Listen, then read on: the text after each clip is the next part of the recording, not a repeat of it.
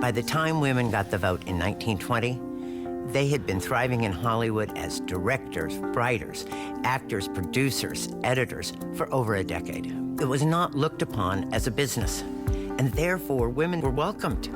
So it wasn't really until talkies come in, price of movies goes up, Wall Street enters, we get the corporate influence on movie making that drives women out in many ways.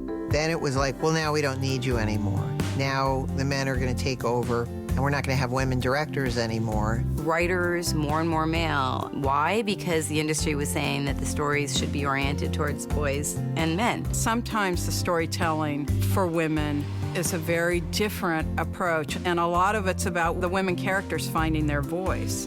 And I feel like as filmmakers, we're still doing that. I do think women have different sensibilities, and I think it's very important that women's voices get heard. People would tell me when I was a kid, like, you're not going to be able to direct movies, you're a woman, there are none directed by women. I just wanted to put my hands over my ears and scream, la, la, la, la, la, and not hear it, not think about it, proceed to do it, and not worry about people saying it's not going to happen. If you would have asked me in 1980, when I really started directing features, if I thought that in 2015 things would be better for women and easier and we would be more involved, I would have said, of course. I, in my wildest dreams, never thought it would be worse.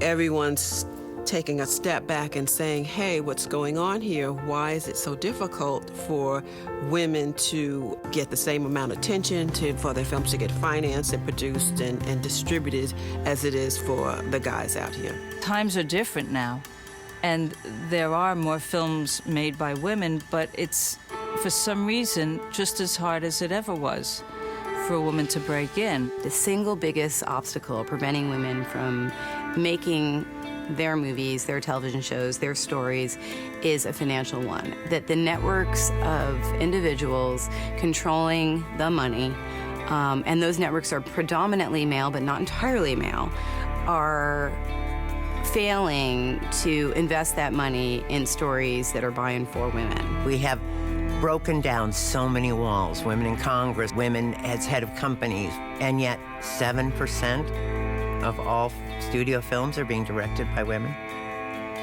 It's ludicrous.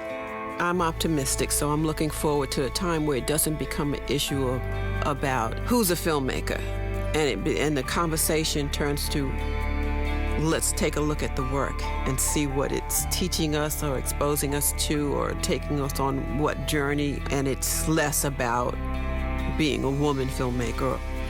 Trailblazing Women, behind the movies ahead of their time. Tuesdays and Thursdays in October, beginning at 8 p.m. on TCM. For more on the series and women in film, go to tcm.com/trailblazingwomen.